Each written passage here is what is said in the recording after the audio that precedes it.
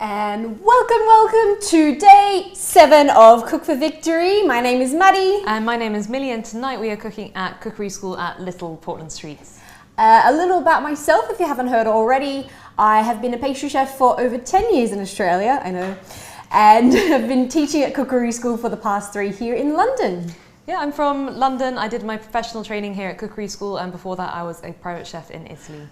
And our job over these past we're almost halfway through, not even close. Oh my gosh. So we are aiming to give you an insight into how easy it is to make something that's delicious, preservative, additive free, and that it's fun, it's enjoyable. It does get a little bit hot and sweaty sometimes, but you should be able to put a really nice meal together within an hour. Yeah, If we are we miracle can do workers. it, you can do it. So tonight we are doing a delicious mushroom ragout with some rice. So I'll show you 2 different ways of making, 2 different styles of rice. We're doing white and brown, and then we're going to show you how to steam veggies as well. We've already recapped that yesterday with our macaroni and cheese. Yes. And so just before we do jump into it, originally you were emailed a mushroom goulash. And earlier today we would have sent you an email for a mushroom ragout. They are both really similar, exactly the same kind of system in how it comes about.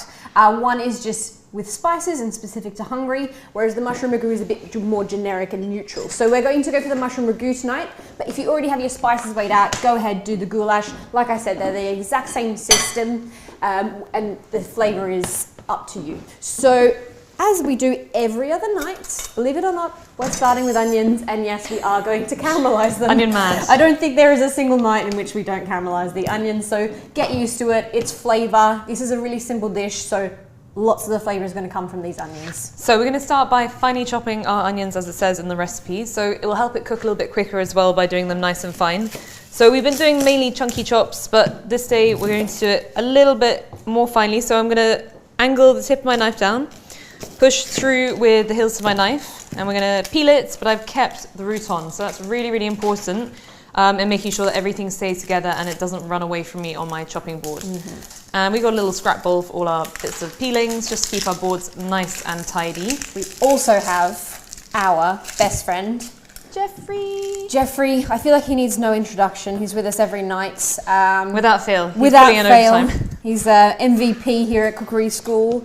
Valuable, what is it? Most valuable player, for sure. Doing the hard yards. So you've got 2 halves with your roots still attached, and if you're good, keeping your board clean. Like we said, we don't want to be eating those dry skin, and if you end up cooking them, they just get crispier and crispier. They don't really soften, so not great to eat. So keep your board nice and clean, free of those little hairs. And often they're full of like mud and stuff, so yeah, they're literally coming straight from the ground. The dirt. So we're going to go tip forward and dragging it back. So we're not really using this part of our knife at all, and we're doing a fine chop. So it means many small cuts. We're talking to get them a little bit small, a couple of millimeters apart if you can.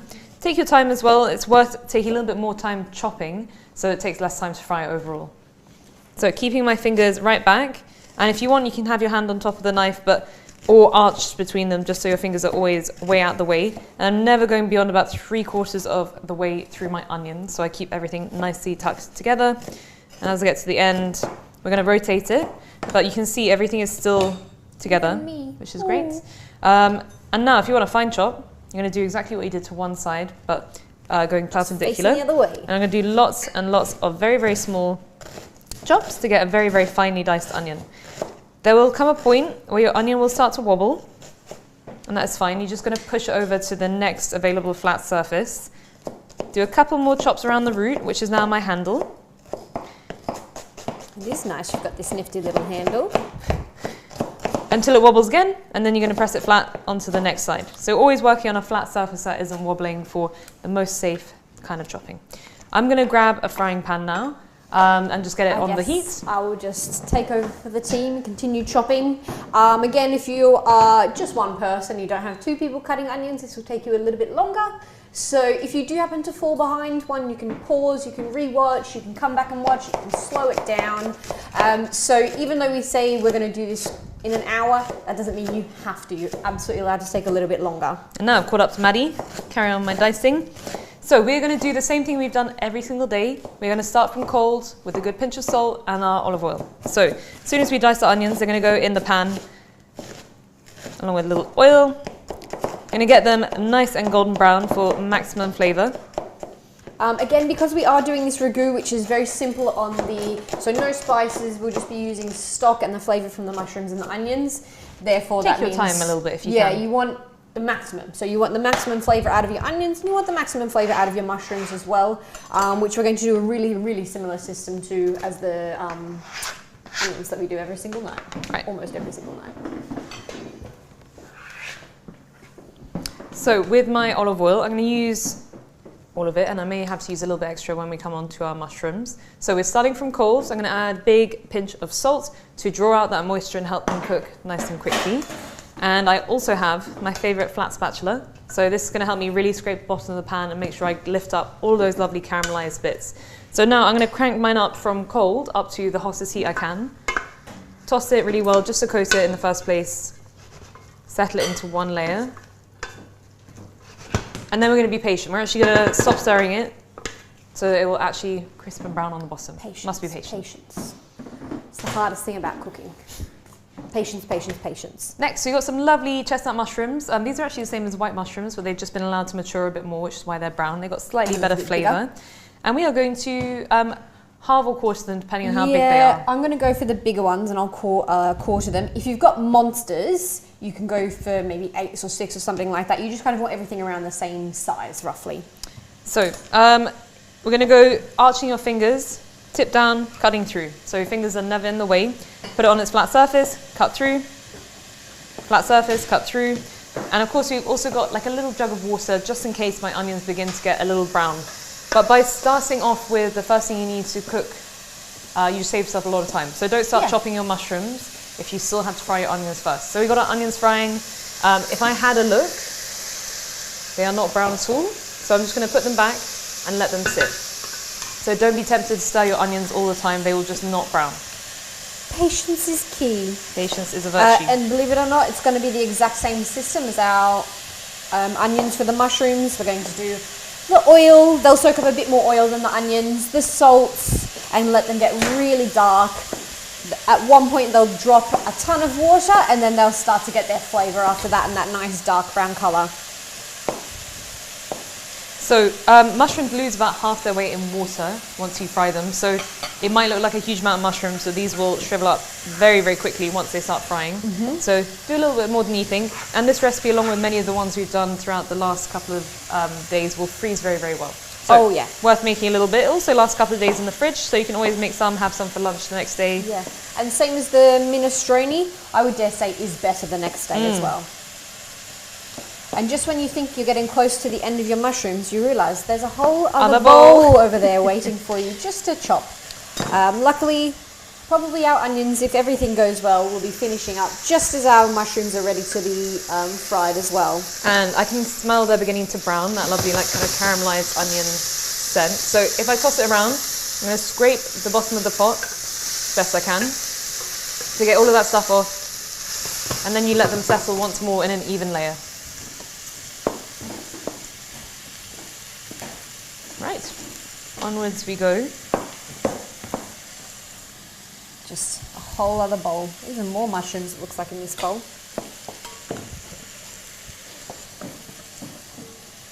If you have little babies, I think you can get... Yeah, maybe if they're really small, you probably don't even need to chop them. Save yourself some labour. Right, so once again, once they begin to brown, they will move much, much quicker because they're starting to draw out the sugars. So I'll scrape off what I can, and then at this point I might add a little splash of water just to stop it from continuing to brown and then burning on the bottom.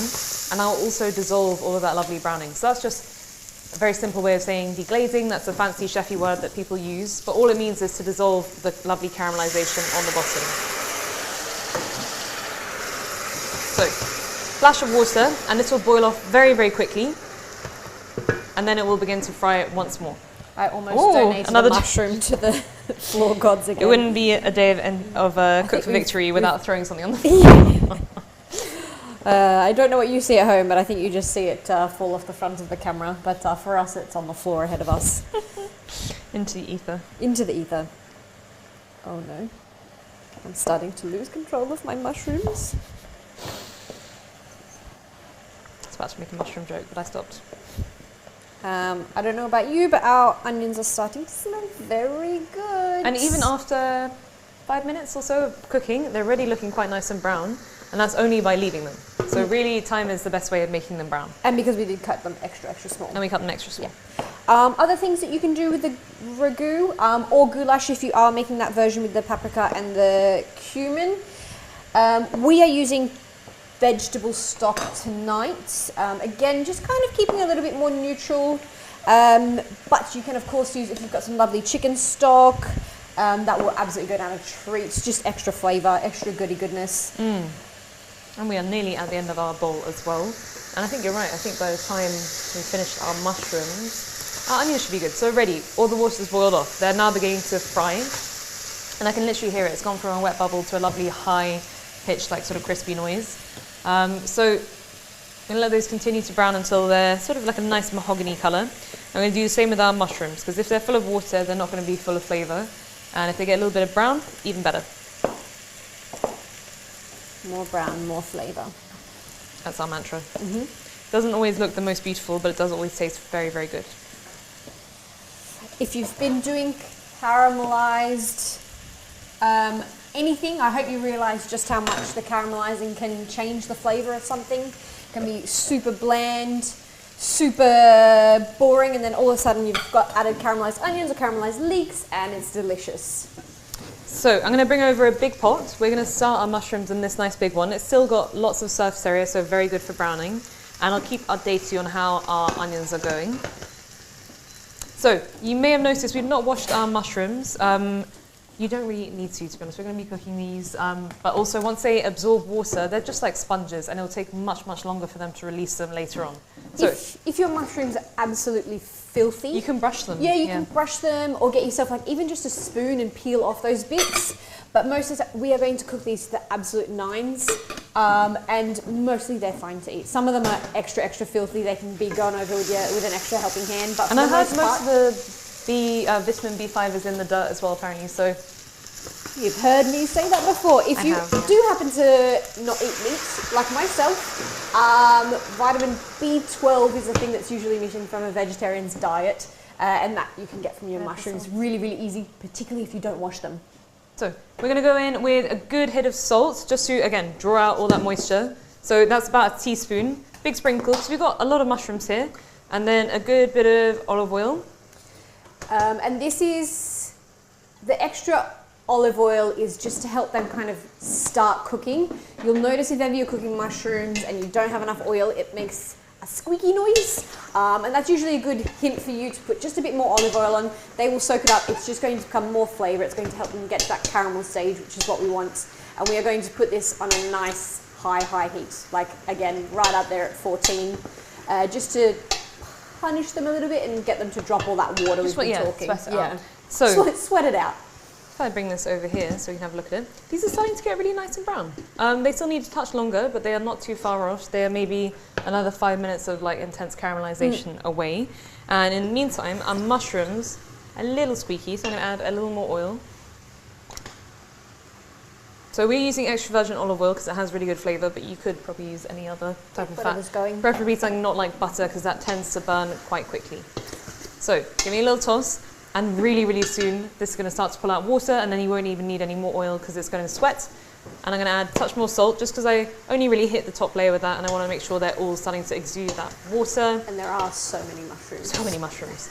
But they will shrink at least half in volume, if not a tiny bit more. Yeah, they've already shrunk quite a lot already. So we're looking pretty good for all of this fitting in one pot at the end. So mushrooms are on. Onions are frying. We are not too far off in terms of just our overall assembly of this dish. What we're going to start off now is our rice.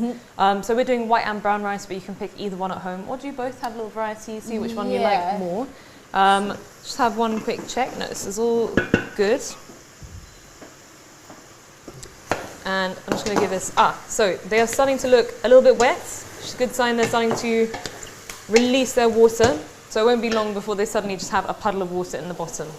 So over here, we have a cup of white rice and a cup of brown rice. So these are both long grain rices. One has a little bit more water than the other. So brown rice, it's like a lovely wholesome grain.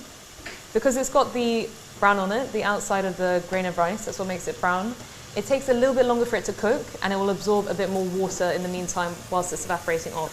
So we'll need to add a little bit more water to this, so 2.5 cups for our brown rice and just 2 cups for our white rice. So the rough ratio is 1 to 2 for white and 1 to 2.5 for brown.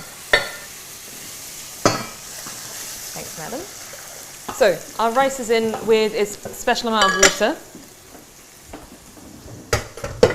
And now we're going to put these on just till they come up to the boil, and then we'll turn them to a very gentle simmer. So this is kind of like an evaporation method. Maybe I'll scooch this one over. I'm going to take the onions behind. So mushrooms, basmati. We've got some white basmati and some brown basmati. I'm going to bring this up to the boil now. And as soon as it's come up to the boil, we're going to turn it down to a very, very gentle simmer, and it will just continue to evaporate all of that extra water off until you'll start to hear it sort of almost hissing a little bit. Start to see what's called pitting, so just lots of tiny holes on the top of the surface, and then we will have a check and see if it's cooked. If it's not cooked, we'll add a little extra water. So we're going to bring this up to the boil. In the meantime, we'll finish off the rest of our prep, and then we'll move our rice to the back. What do we have? We're doing steamed vegetables, so we've got a cabbage for today. You can steam whatever's light and green. Broccoli, cauliflower, beans. What else? There's so much stuff you can steam. Yeah, but generally like nice bright green fresh veggies are very well suited to it because they crisp up quite nicely. So we're each going to do a quarter. So again, tip down, pushing through. I'll give you the little one. Thanks. I'm feeling nice. Some people remove the core because it is a little bit more dense. Don't really mind either way. If I do, I'll do a slight angle, chop through, and then you can finely slice it just because it is a little bit more tough. Creeping my fingers back, keeping them well out the way, and then the bottom, which is a little bit sad, I'll just discard. So now we're going to do thin slices. So doing my very awkward claw, just going to do nice thin pieces that will steam very, very quickly in a little bit of water. And we'll talk to you about all the different ways you can steam. You don't need a steamer basket to do this at home. It can be a very, very simple affair and like nice, quick, healthy way of cooking veg as well. If you can hear the mushrooms, I'm going to rotate this little party around. They're just starting to, I can hear kind of the oil starting to go at the bottom. So I'm going to give them just a bit of a toss about. Again, we are waiting for that magic point where they'll just start to release their water, and that noise at the bottom there is just the beginning. I will say this stage of the mushrooms takes a lot longer than you think. You think that they're cooked, but then they are in fact not cooked. But they need a lot longer. They're lying to you. So I've got a lovely big bowl of cabbage now. So you can just very, very lightly break it up. We'll break up as well when we mix it in the pot. But our water has just come up to the boil for our white rice. Not quite at a vigorous boil yet, so I'm just going to let it sit for another second or so. And as soon as they're boiled, we're going to bring them to the back, and they're going to simmer away for about 25 minutes until all the water is evaporated off, and it should be cooked through. No al dente rice. And we're going to be a little bit sneaky tonight. If you can think ahead of time, we're going to add a little bit of butter into our cabbage because it's delicious. the best way to have cabbage. Or a little bit of nice So olive if you've oil. got cabbage, or actually you've got any other green veg, a little bit of butter is also delicious. And a good pinch of salt, as always. And a little parsley. All right, this is now definitely at a vigorous boil, which is perfect. Now I'm going to bring this to the back and just leave it on a very low heat. So it doesn't need to be the lowest, but sort of Kind of want towards a little ripple in the surface if you can get simmer. there. So what it is now, it's on, ours goes up to 14, it's on 2 out of 14. So it's a very, very low bubble, but it's still moving. It's not like it's turned Yeah, off. it's not dead. I'm going to put this to the back. Okay, and now I am finally finished my cabbage only 20 minutes after Miss Millie. And this is about to come up to the boil. As soon as it's out of boil, I'm going to turn it off and put it to the bag. So if you are doing mushroom ragout like us, I'm hoping you're at the same stage. I know that was a lot of mushrooms to get to, but if you're not, you can look back and always watch it again, of course. You can watch it through a million times. If you're doing mushroom ragout, we are not going in with the paprika and the cumin. If you're doing the goulash, you're going to add that in when your mushrooms are done, which is, again, and they have already shrunk about half in size, and we've now got a nice puddle of water in the bottom, which is great. It means it's starting to release its water, but we now want to boil that off so we can really concentrate the flavour. So I'm going to crank it up, and if I swap around quickly, our onions are now getting to a very nice stage. We'll just keep them on a low heat now just to maintain their caramelization journey, but they are not far off at all, so you don't want to keep them on that super high heat if you're doing other things, watching other pots. it can take a long time. You can just let it cruise through. It doesn't. We're just showing you that it can be done in an hour, but it doesn't necessarily have to be. Especially if you want to chill out, have a glass of wine. Chill out, have a glass of wine. So we have got lots of parsley. You can do this mixed in, or you can have it on top. It depends what you're after. Thanks. On top.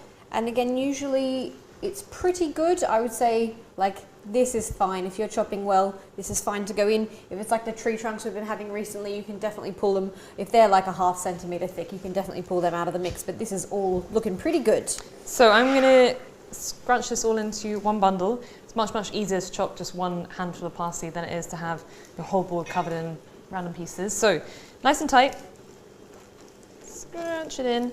And then with my claw, my nails are totally tucked under. Just going to run my knife over it so it looks nice and fine, because if you are using the stalks, they have good flavour, but they are a little bit fibrous, so you don't want to just be biting into a big chunk of stalk. And I keep rolling it as I go, just to keep it nice and tight so it's not running away from me. And I'm just creeping my fingers back so they're never in the way of my knife. And I'm doing my favourite chop, the pizza chop. The pizza. The pizza. And towards the end, I do end up also doing the pizza or the sort of rocking chop, just because it gets hard to hold on to like a very small amount of herbs. So I'm going to toss this around.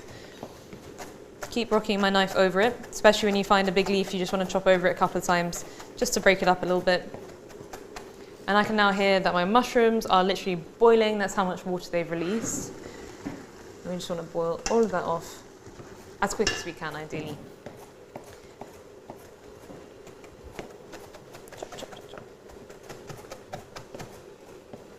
I can hear all that water in the mushrooms.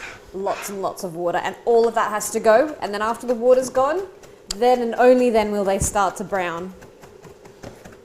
Right, I am there. I am also close. So we're going to just put this in the bowl and set it to the side for now. But we've got a couple of other things we're going to introduce to our dish. So we have got flour to thicken, and you must cook and boil your flour, otherwise it's going to taste raw, and otherwise it's probably not fully thickened either. We've got a little bit of veg stock. You can use chicken stock as well if that's a little bit more of your vibe. Yeah, if you've got some lying around. And then we are going to finish off with a little bit of parsley and a little bit of cream. So just to make it a little bit richer, but if you wanted to, you could take out the cream and it'll still be very delicious. Right, so I'm hearing still bibble bubble, boil. But the amount of water is much less in here than it was a couple of minutes ago. And the onions are now pretty much there, so they're just going to tick over. Cool. So that's almost all our chopping for tonight. So other things to look for, you just can make sure you got everything else measured out. Grab yourself a pot. Where's my steamer gone? So for steaming, tonight we're going to do the most basic version. So we have got a small pot, and we're going to fill it with about 1 inch of water. And then we're going to put our cabbage in once it's come up to a boil. And then we're going to trap the steam, because you can only get steamed food if you trap the steam. If you trap the and it steam. also needs to be boiling hot, otherwise it's still not going to be steaming. It's going to be some weird other form of cooking. So we are using this pot to do our steaming in, and the lid is very, very tight fitting, so we are sealing in all that steam as well. Other ways you can steam, you can get one of those little metal baskets and slot it in. It's also fine. You just put maybe an inch of water in, put your basket on top, and then you can fish it out. What we often like to do here is to use a colander that fits into our pan, and then put Really lid nice on top of tight our fit. colander. So it just means it's easier to fish things out. We're going to use tongs today to scoop everything out. Yeah, but, this is our cheat steam today. Just a quick one. You don't have to get all your utensils out, but it's whatever suits you. I think we showed you for the mac and cheese in the cauliflower, we showed you that in the full ensemble steaming equipment, but anything that you like, whatever's easiest and whatever's you've got lying around. So let's have a look at these mushrooms. If you can see, there is basically a small pool of water there. Ours is on super high, the highest it can possibly go. Because at the moment, in terms of mushrooms and flavour, they are not fantastic. Even though they do have the oil and the salt, they would be very slimy at the moment, and definitely not getting the maximum out of them. So you really want to go really nice and dark and colourful, like the exact same system as our onions, but for us, our onions are nice and ready to go. And our rice is still just popping away. So if you're at this stage, what would you say? We've got another 10 minutes, I think, on our mushrooms, realistically. just to get them really, really crispy and golden brown. But at this point, they are definitely beginning to shrink and swell their moisture. We've already made a bechamel yesterday with our mac and cheese. So this is sort of recapping that idea, where we're adding flour to thicken a sauce and then thinning it out with, well, yesterday was milk, but today we're just going to use veg stock. So it's the exact same idea. So every night we're just doing the same thing again and again. So you learn all the different techniques that you need to cook delicious food at home. You're looking pretty good. Looking Okay. good. And then, if you haven't been following us so far, we've had some really cool guests. Monday night we had Soupy. Soupy, yeah. Doing Good job. soups. And we've got some really cool guests coming up as well. We are day 7 out of 20. I hope you've learned something so far in our 7 days. We have certainly learned a few things ourselves. But if, as always, if you've got some good photos, we've seen some really good pizzas, we saw some really exceptional soups, they look pastas as well, amazing, to be and some honest. really good pastas. Definitely some of them are looking nicer than ours, which look is, too good. that's saying something. You guys are hopefully learning, but of course send them in, we love them. Tag us at Cookery School London, hashtag Cook for Victory. It's our favourite night, it's our favourite part of the night when we get to see your photos of all your beautiful goodies. We're thinking, for these mushrooms, that maybe we should drain off some of this water to give them a helping hand. No, I'm sure it'll be fine. It will be fine. But if you can see, they've come down to almost a quarter now of their weight or volume. In terms of your rices, they're kind of just simmering away back here. Should we swap them over? Yeah, we can bring them to the front. Or we can move this around. Thank you, So- ma'am. I'm going to go. Let's have a look. Oh, doesn't like us touching at the same time. My idea. Okay. Okay, so these two, so our mushrooms are on max heat just to boil off that water. Our onions are just ticking over low and slow. And sort of same with our rice. So already I can see the rice is beginning to poke through the top layer of that water, which is a good sign it's evaporating off. Our brown rice has got a little way to go, but it always takes much longer to cook brown rice than it does white, because it's a little bit more, much more wholesome. It just takes a lot longer for the water to get in and for it to soak up and swell. So we've got just regular white basmati. So that's an example of like a nice long grain white rice. It's not super starchy, it's quite fluffy. But other types of rice you could use are things like arborio, carnaroli.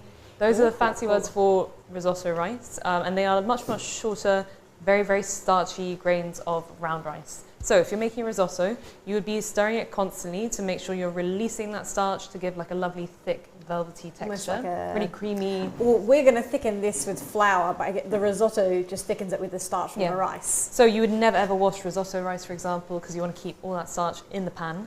And when you're adding your stock gradually, making risotto, you're stirring it constantly, and that's releasing all that starch, making it like lovely and creamy and What about? thick. So these would be classified as long grains? Yeah. And then you have medium grain rice, it's something like jasmine, and that's kind of in between basmati and sushi rice or risotto rice. Sushi rice would be like also another short grain rice, very sticky, quite small little grains. What are the different rules for cooking when you've got your long grains? So the first thing is you'd never stir long grain rice because it's going to break them up and make it quite mushy potentially. The other thing is read the packet instructions. Every brand of rice might be slightly different, and the amount of rice to water ratio is always going to be a little bit different, especially for different varieties, for different manufacturers. Different amounts, yeah. So if you're cooking things like sushi rice, it's a very, very set ratio. Depending on whether you have a lid on or not, that also affects the amount of water that is lost through evaporation. And what about if you're like me and you accidentally always cook about 3 times as much rice as you should for any given person? What's a good if you're one person amount of rice? What's the respectable Actually, I think size? it's quite hard to cook one person amount of rice, to be honest. But what would you say? Would you say like a quarter cup or like a... Yeah, for risotto, I always do a small handful per person plus 1 or 2 extras because everyone loves risotto. For the chefs? For the chefs. A cup of rice, as in like our measuring cup, feeds 4 people. So that's a very scalable thing. Or if you love scales, 50 grams of rice per person is usually a pretty good measurement. So rice goes with pretty much everything. It's a wonderful vehicle. So you can, the nice thing about rice compared to pasta is you can leave this very plain. You don't even have to salt the water because our mushrooms are going to be the flavour in this situation. Full of flavour because we're going to do our job right. We're going to season it really, really well. Oh my gosh, it's happened. It's finally happened. So, firstly, I can hear it, but I can also smell it. It's got this almost marmite-y, caramelly smell of all the water boiling off, and the sound has begun to so it's no longer much higher pitch. There was a while there where it just genuinely sounded like boiling water on the bottom, which is obviously just all the water from the mushrooms. They've released it all. We're finally starting to see a dry kind of fry on the bottom, which is what we want because that's where we're going to get our flavour from. So scrape, just like your onion, scrape the bottom really well. You want it to brown, but you don't want it to burn. I'm going to add a splash more oil to this because it's catching a little bit prematurely, like a little bit sooner than it should. Usually a sign you need more oil. And again, this is a simple dish. I think don't be shy with your oil, particularly for the mushrooms. They can kind of really go a different way if you're not adding enough oil. They can start to, you talked about that dry fry and that squeakiness. They're not going to get that flavour that way. Don't be shy with your oil. Do not be shy with your oil. And it's vegetarian. You're not getting fat from any sort of animal protein, so be a little bit more generous. It also contributes to flavour because fat is a wonderful way of carrying flavour through a dish. Yeah, we're talking like this is a super simple dish that you can add a lot of other things to make it delicious, but if you do everything right, you get your caramelised onions, your caramelised mushrooms, really nice stock, and you season really well, it should be delicious as it is. It doesn't need anything extra. Definitely. This is a crowd, we talk about crowd pleasers all the time, but this isn't everyone's favourite, particularly if you're like me and you don't eat meat. And the benefit of using mushrooms, firstly, it's got a much lower carbon footprint than using meat, but it's much cheaper as well. But also takes, even though this feels like it takes a lot longer, a long time, it's nowhere near as long as slow cooking meat for 3 to 4 hours. Yeah, which is delicious. Mushrooms also, like, they've just got this very meaty thing about them. So they do, while it's not meat, it's a pretty good substitute. And even as a non-vegetarian, I love mushroom ragu. So delicious. And again, don't stir it all the time, they won't brown, but we do need to stir them every now and then. And if I can find one, I definitely saw one caramelised bit. That nice lovely golden brown edge. sheen. The nice thing about cutting them in quarters is those quarters will sit on the surface of the pan and they'll get nice and crispy. So it's still withdrawing water as well, there's still lots of steam coming off it, but it's definitely on its way to browning. Not too far off now, which is why we've gathered a couple more of our ingredients. So we've got a cup of vegetable stock that we just made up from a cube, but if you want to make some from scraps as well, go for it. And again, this is just to start. Stock cubes are notorious and stock powder is notoriously super salty. So we're going to start with this. We have a little bit more, so instead of kind of going heavy with the salt at the end, we might add a little bit more of the stock, just a bit more of an umami flavour as well. But just always start with that. So different types of mushrooms will make this dish even more exciting. So say you want to cook for a couple of friends on the weekend. You're feeling fancy? Feeling fancy. This dish is lovely on its own, but if you start to incorporate different kinds of mushrooms, and most supermarkets these days will sell you can packet just buy mixes one of those like exotic mushrooms, wild mushrooms, or foragers mushrooms, or all that, just to give it that next level of flavour. So a different flavour, different texture. Things like oyster mushrooms would be really lovely in this. They become quite meaty. Definitely. Like they are almost meat replicas, those oyster mushrooms. And while you can burn a mushroom, you almost can't overcook it. So say Yes. you leave a potato in a steamer for 2 hours, it will just fall apart. Whereas- Mushrooms you can just continue to cook and they'll always stay quite firm. Forever. So they've got amazing texture once you cook them. So at this point, I'm stirring it fairly frequently because it's lost most of its water. And now I'm just going for that browning, but not burning, just browning. Let me see if I can find a brown one somewhere. If you were doing a meat kind of ragu or a meat stew, you would still do everything the same. So we're doing our mushrooms in a batch, but if you were doing meat, you would still brown it to get the flavour. But all meats in stews need good flavour. So you still need to brown each piece individually, give it some space in the pan. I'd say, that is the one difference. With mushrooms, you can pile them on top of each other. The water will dry off eventually. But with our meat, so when we're doing bolognese in a couple of days' time, we're going to do all of our meat in one layer and make sure it's not like piled on top of each other like 6 pieces high. Otherwise, it will never really brown. It's just going to get very watery and soggy. And just take so long as well. Another thing is we are using, as our thickener tonight, we are using plain flour, just our regular flour. But it doesn't necessarily have to be. There's plenty of things that can thicken it. To be honest, it's fine without thickening at all. Corn flour is okay.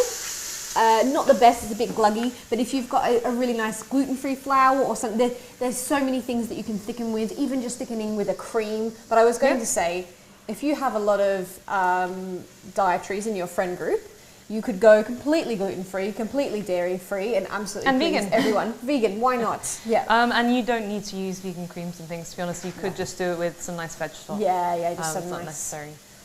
So with our flour, it does a pretty magical thing. It thickens it, but it also stops it from separating out and looking weird and bitty. So it's also going to hold it together and make it look beautiful and glossy and smooth and shiny. But a nice high quality gluten-free flour will do the exact same thing. They've all got thickening agents and stuff in them as well. I think we are there. So our mushrooms are nice and brown. There's also lots of smoke coming off the pot, so I know it's like very, very hot. There's not really any water coming off anymore, which is great.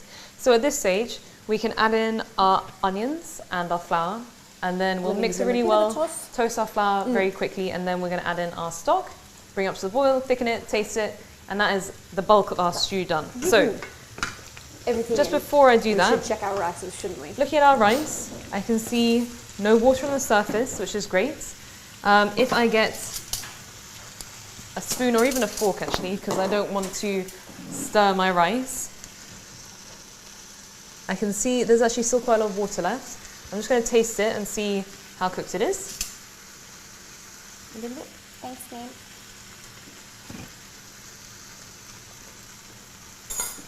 A little crunchy still. So I'm going to shake it just to settle it back down again, and then we're going to continue to let it cook. It still has water, so it's fine. Just a little bit low and slow, steady wins the race. And our brown rice is just still doing its thing. Brown rice does take forever. I'm actually going to turn up the heat a touch just to boil off some of that water, because it is barely moving. It's ticking over very, very slowly. I'm going to put these away to sleep back here. So, moving back to our delicious mushroom ragu. Our mushrooms and our brown, they're smelling good. We're going to go in with our onions.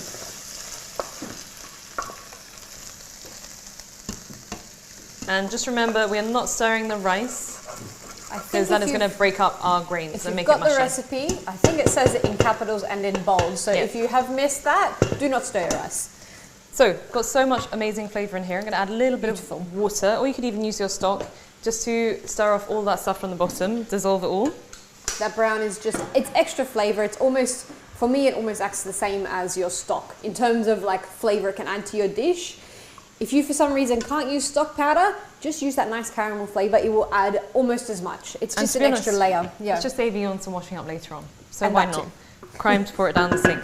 So before I add all this water, we're going to add in our flour into our mushrooms and onions. All in. Maddie sprinkled it over the top, and now I'm going to stir everything to coat it in the flour. And we'll give it a very quick toast. So it's just like with our bechamel, stirring in flour in with the oil, and then adding the milk, except this time it's oil and flour plus veg stock. And we're going to go the same as we did, if you remember for the soups, we kind of wanted to err on the side of a little bit thicker than what you want. You can always thin it out, you can always add more stock, but it's quite hard to kind of bring it back down once your flour's in, because as soon as you've got a starch in there, it just starts to stick to the bottom. So we're going to go with 1 cup. Yeah, 1 cup should be good.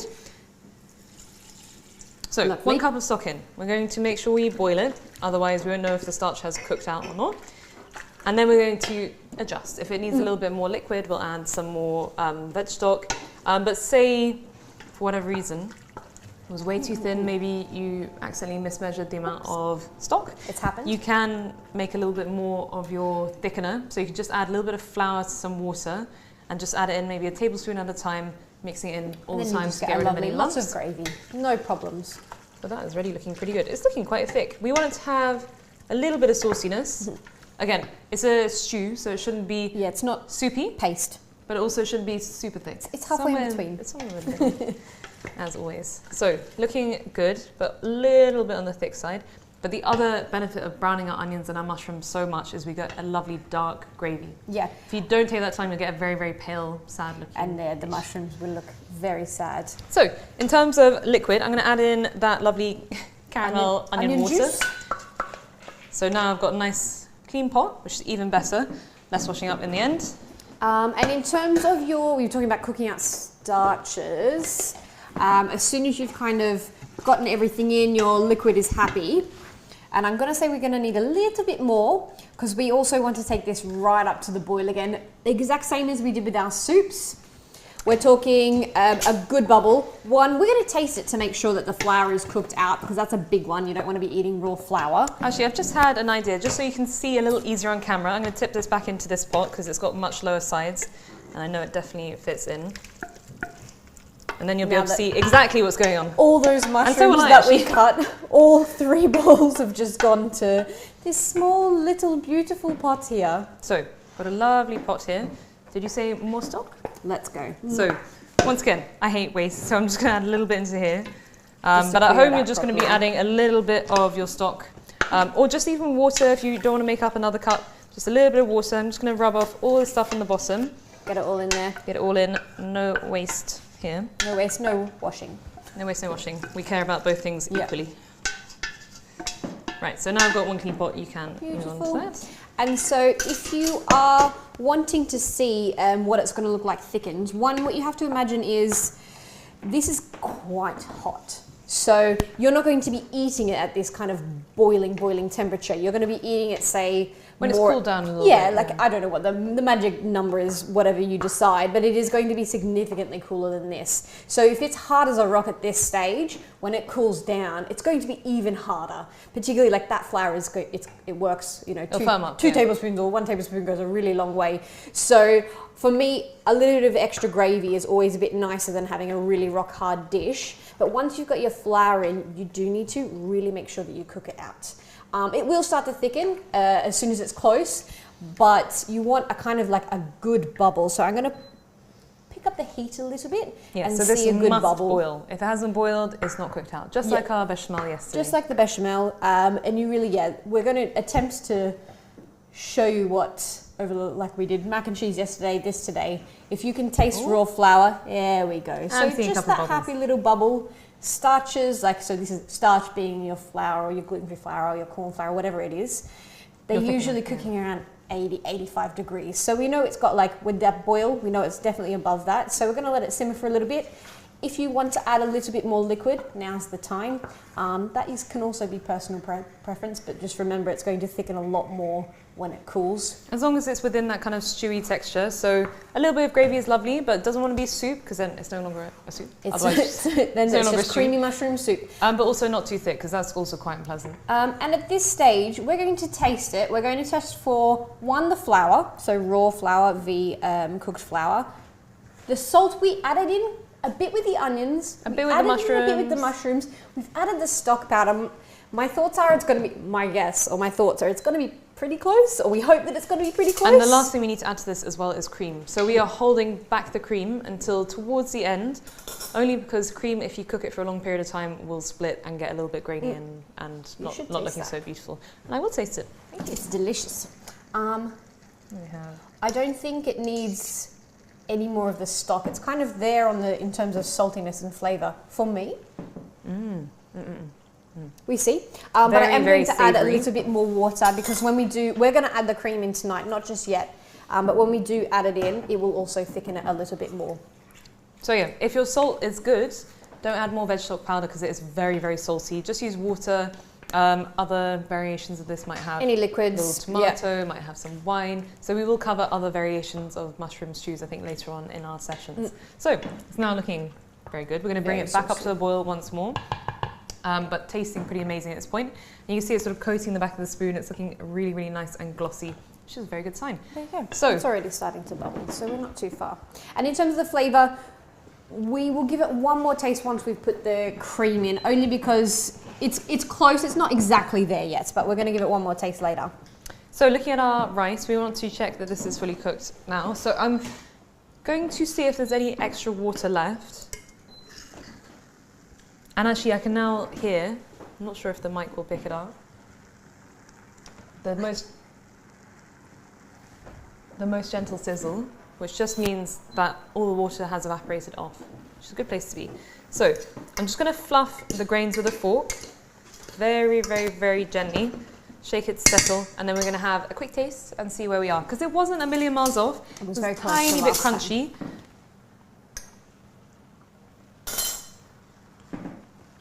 Done. Good for me. Good for me. You? Lovely. So we're now going to turn this off and put it to the back. I'll show you how our brown rice is getting on for those of you doing brown rice at home. The brown rice, from the amount of water that I saw, it needs a little bit of time. It does need time, but good to show you. So again, this is kind of where our white rice was about 20 minutes ago. But it's on its way. It's pretty crunchy. Quite crunchy. So this one you're maybe going to need to have it on a slightly higher heat for a little bit longer, but that's why it's got all that extra water to counteract for the fact that it's going to be on the hob for a good half an hour, potentially 40 minutes. Depends on your brown rice though, to be honest. Some cook a little bit quicker than others. If you've got short grain brown rice, they'll also cook a little bit quicker. But this is long grain brown basmati. So it's just going to tick over and then we can talk about steaming. Cabbage. I'll send that away. So steaming. As I already mentioned, there's a couple of different ways you can do it. We're going to do it the most basic way, but kind of the important thing here is a tight fitting lid. If you don't do that, you're kind of just boiling your veg. So into my pot, I'm going to add about 1 inch of water. You don't need to have a huge amount. The difference between this and boiling is that we're cooking in a very little amount of water with lots and lots of steam generated. So this is going to go on to boil. And as soon as it has boiled, we have to trap that steam. Good idea to get your little serving dish ready because this moves quite quickly. So a couple of minutes is all it needs. So it's a nice quick method. It's also very, very healthy. There's no added fats unless you're greedy like us and want to add some butter. Have just a little bit of butter. But you know, you're not frying it, so you can kind of make up the difference by just adding a little bit of butter. So you don't need to add loads either. You could also just use a little bit of olive oil. It's there for flavour as well, as much as anything, and also we love it. You could do a little bit of nutmeg as well if you're feeling a little bit fancy. But this has to come up to the boil before I add my cabbage in. Otherwise, we're just kind of weirdly boiling it. Must boil. So I'll just break up these little bits as well so they cook a bit more evenly. I didn't do the best cutting job ever on the cabbage. I wasn't as fine a slice as you. So we're doing this with the white cabbage, but yeah, as Maddie said, whatever is seasonal and local. If you're in the middle of winter, probably cabbages are a pretty good bet. Yeah. Coming into the springtime, like lovely, pointy, sweet cabbages are so delicious. Like the little sweetheart cabbage? Sweetheart, yeah. They're very, very soft and delicate. They steam up and they really, taste, really quickly. Way less time. These ones as well. They're quite dense. Yeah, and they actually same make as the mushroom though. Yeah. I was going to say you lose a lot. But sliced. Oh yeah. So this was a half head of cabbage, and it's made like almost a full bowl of stuff. So you can start. So you can feed quite a few people with that. Yeah. Right. That's is a vigorous or rolling boil, same thing, but we basically got giant bubbles, glassy bubbles of water. So in goes our cabbage. Just be careful with the steam. So step back.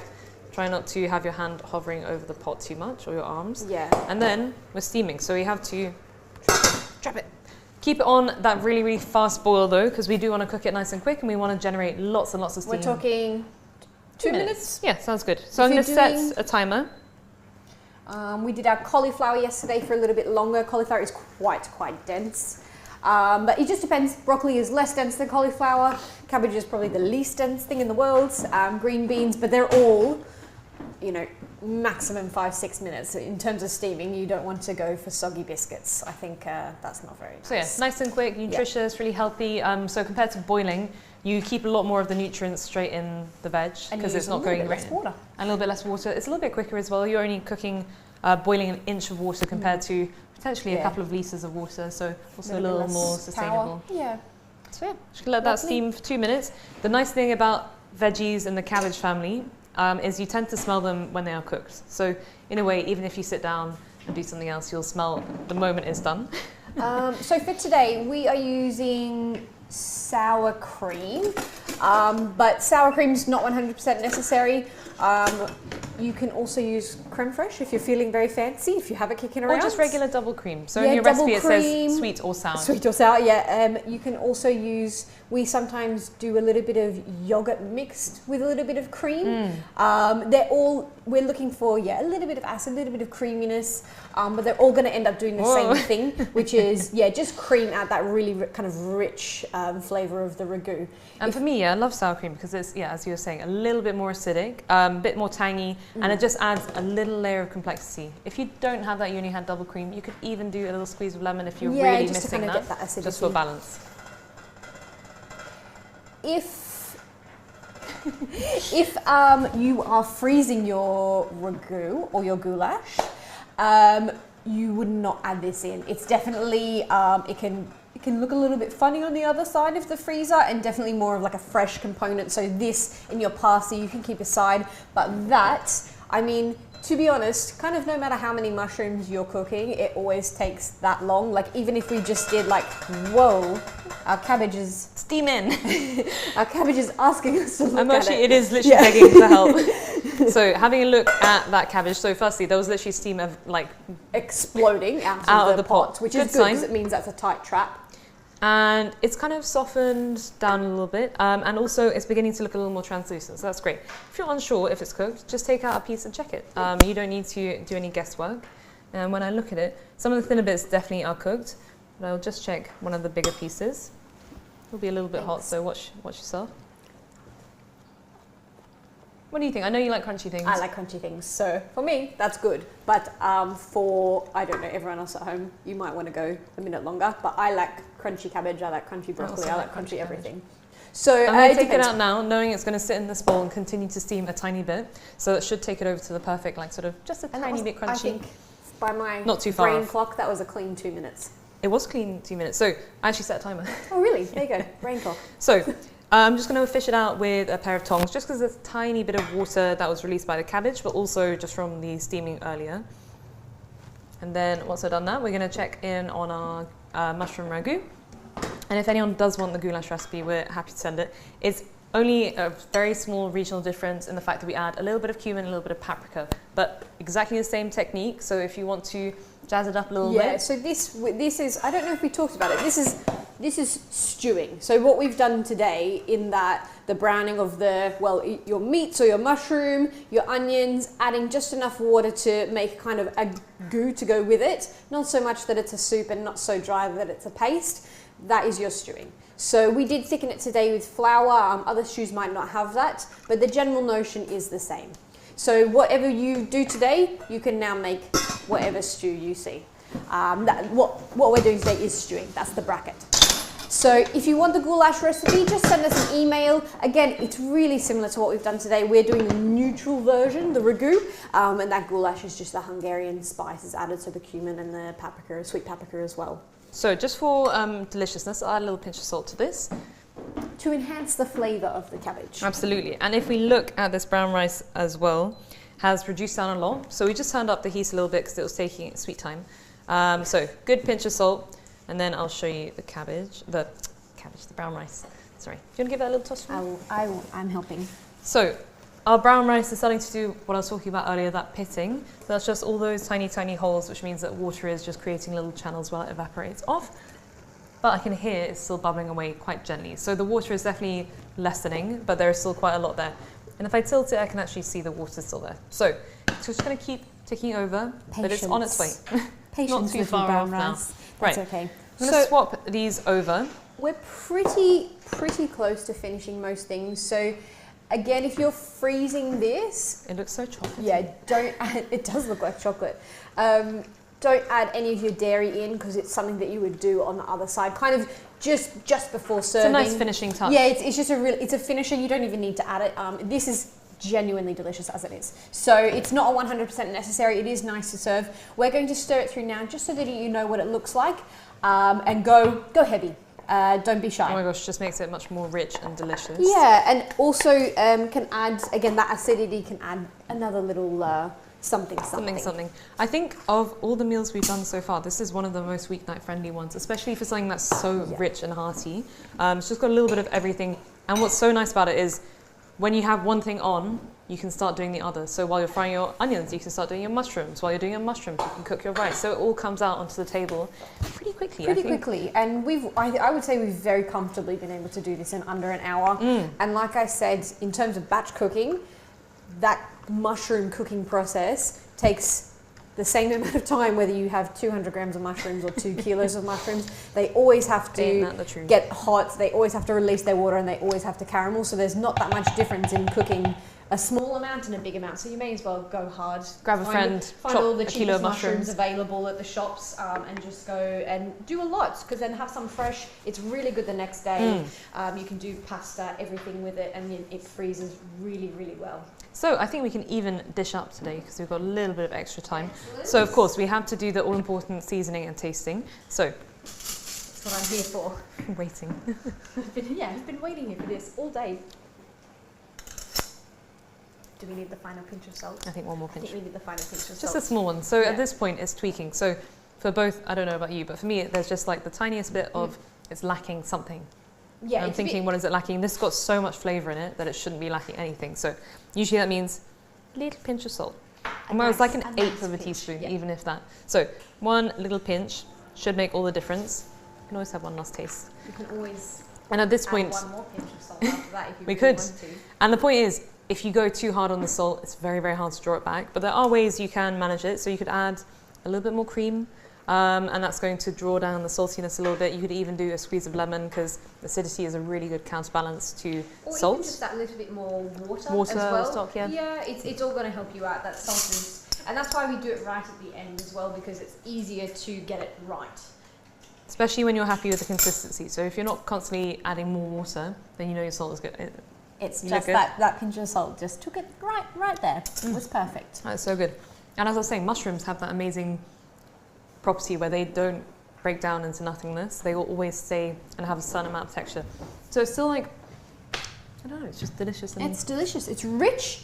Considering like there's, I don't know how many ingredients, I'm not going to count, but there's very few ingredients in there. It is rich. It's full of flavour. We get to have a proper dinner tonight. We're going to fully serve up. We even have service parsley, which is very new, and we love that. Something else that would be quite nice in this, potentially like a little bit of thyme, but you can play around with the herbs. And if you're doing a mushroom ragu, of course you can play around with the spices. Mushroom ragu, goulash. You can add some spices as well. So good serve of lovely creamy mushroom. Beautiful. I'm going to go in with our lovely white rice because our brown rice is ticking over. It's 10 years away. Oh, I just slid your beautiful scoop all the way over the plate. I'm sorry, Millie. And then we've got our lovely cabbage. And again, this doesn't have to be cabbage. It can be any greens you've got lying around. We have done a bit of a winter warmer on a very warm day, but it's still delicious. So just stirring the brown rice, it feels quite hard and crunchy even with my fork. And I'm actually not even stirring it really. I'm fluffing it with my fork just to make sure the grains are cooking evenly. There's still a touch of water left in here as well, so I'm going to let that keep on cooking. So if you're doing brown rice, you're in for some lovely nutty flavour, but it will take a little bit longer. And I find usually when you're cooking brown rice, you can do a little bit less.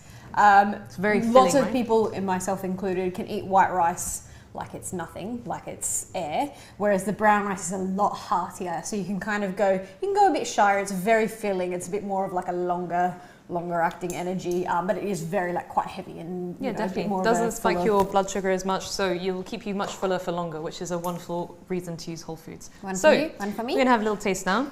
I'm just going to go in for the cabbage. It's your favourite part, buttery cabbage with some salt. Yeah, it is. Really damn good. And I know the rice is good and the rice is perfect. Is it perfect? So I tried it earlier. So lovely to have a nice starch that will soak up all of that delicious gravy. That's why we make the gravy. Otherwise, we would just make paste like we always do. But you have joined us tonight at Cookery School for another night of amazing cooking. We're going to sit down and eat all of this, probably the whole batch of mushrooms as well. Please tag us at Cookery School London on Instagram, #CookForVictory. We love to see all of your amazing recreations. It's been so nice seeing all your photos. Yeah, a real pleasure. We look at them after we're finished and we see all your hard work. We hope you've been enjoying yourself. I feel like we've done so much so far, but there is still plenty to go. Like we've got burgers, we've got lasagna, we've got chicken and chips. Got some more stews, we've got bolognese. We've got a curry. Yeah, we can have a Middle Eastern night. Yeah, dips and flatbread. We've got so much more for you guys to learn at home. But thank you so much for cooking along with us. And if you missed anything, please rewind and watch back. The streams will be there forever. Yeah, we'll be here. Thank you so much for joining us for another night. And we'll see you next time. Tomorrow.